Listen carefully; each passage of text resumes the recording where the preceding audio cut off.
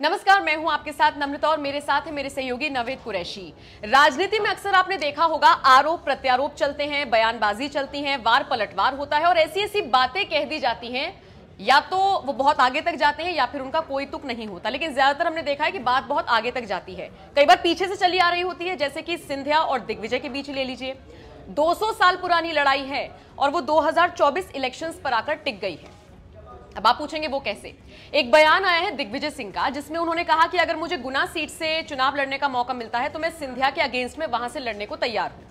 अब इस बयान के मायने क्या है, इसका अंदाजा आप इसी से लगा सकते हैं कि अभी तक तो सिर्फ वार पलटवार हो रहा था और अब ये दोनों चुनावी मैदान में भी एक दूसरे के सामने उतरने को तैयार हैं, ऐलान कर रहे हैं खुल्लम खुल्ला कि 2024 में एक दूसरे के सामने आने को तैयार है। वैसे अगर बात करें सिंधिया की, उनका बर्ताव पिछले कुछ दिनों से बदला है। कैलाश विजयवर्गीय के साथ उनकी बिल्कुल नहीं पटती थी, हमने बहुत सारी खबरें पढ़ी सुनी, लेकिन अगर आप पिछले कुछ दिन का आंकड़ा उठाकर देखेंगे, वीडियोस उठाकर देखेंगे, मंच पर मौजूद रहते हैं सिंधिया, नीचे बैठे होते हैं कैलाश विजयवर्गीय, मंच से उतर कर आ जाते हैं, हाथ पकड़ते हैं, अपने साथ लेकर चलते हैं। समीकरण बदल रही हैं, चीजें बदल रही हैं।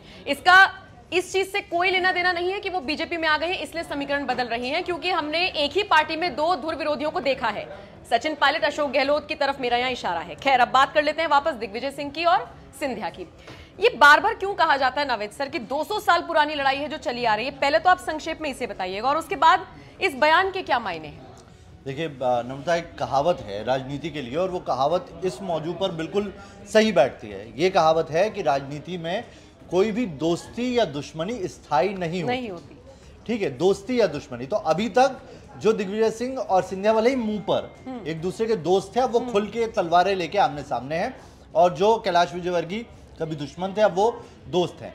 लेकिन वहीं दूसरी तरफ ये कहते हैं कि राजनीति अपनी जगह है, लेकिन जो रियासत और जो आन बान शान होती है ना, उसका जो दंश है वो कई परिवार और खासकर जो राजपूत परिवार होते हैं और इन परिवारों में बहुत ज़्यादा होता है, और वो हमने इस जगह पर देखा है। जो हर बार कहा जाता है कि आखिर वजह क्या है, दिग्विजय सिंह और ज्योतिरादित्य सिंधिया में क्या दिक्कत है। तो देखिए, आप मैं अगर प्रेजेंट सिनेरियो बताऊं तो आज जो ज्योतिरादित्य सिंधिया बीजेपी के साथ है तो उसकी सबसे बड़ी वजह है दिग्विजय सिंह।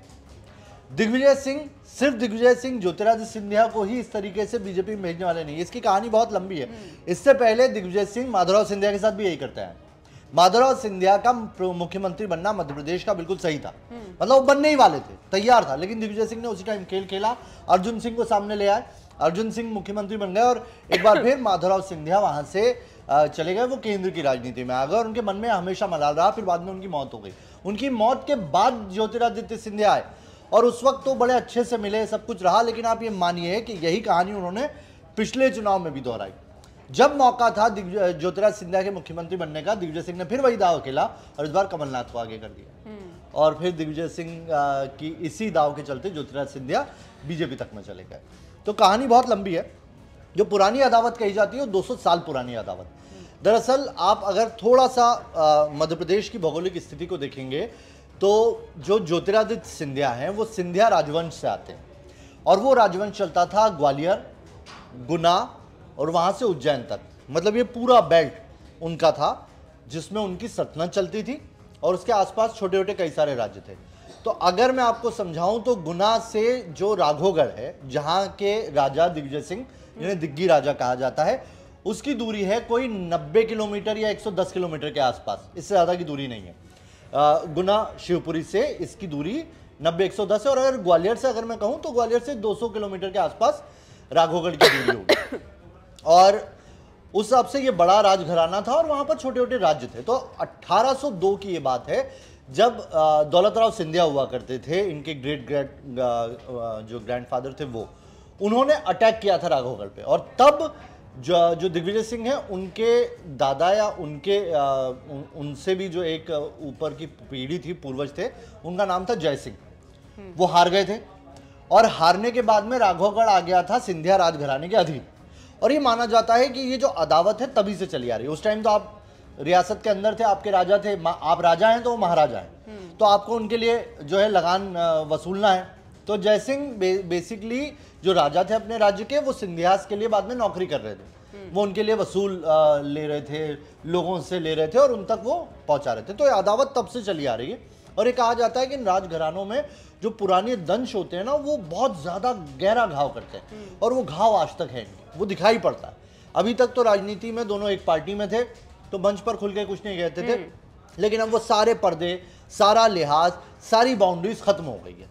आज जो दिग्विजय सिंह ने कहा है कि मैं गुनाह से लड़ना चाहता हूं, ये उसी का बदला है, और ये बदला वो सालों से लेते आ रहे हैं। इससे पहले आपको एक और चीज बता दूं मैं कि जो राजनीति है, जब आजादी हुई उसके बाद राजनीति जो आई, उस राजनीति में सिंधिया से पहले राघवगढ़ राजघराना सियासत में आया। 1951 में जो दिग्विजय सिंह है, उनके पिता ने चुनाव लड़ा था, बलभद्र सिंह ऐसा शायद नाम था, मैं मिस कर रहा हूं, लेकिन वो चुनाव जीते थे।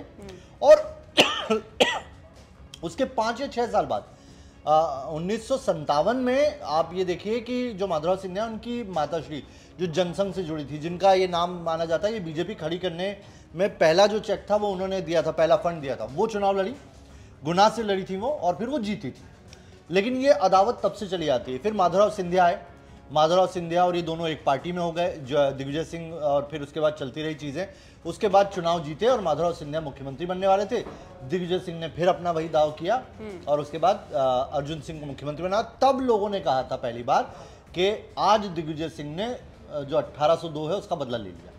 उसके बाद उनकी मौत हो गई। उसके बाद ज्योतिराज सिंधिया आए, लेकिन ज्योतिराज सिंधिया नए नए आए थे पार्टी में। दिग्विजय सिंह समझ चुके थे कि मैंने जो है सिंधिया परिवार को निपटा दिया, तो ज्योतिराज सिंधिया धीरे धीरे राइज करने लगे। इनको नहीं पता था कि एक दिन ये भी आएगा कि ज्योतिराज सिंधिया उनके समकक्ष आ जाएंगे, उनसे भी बड़े हो जाएंगे, और वो हुआ।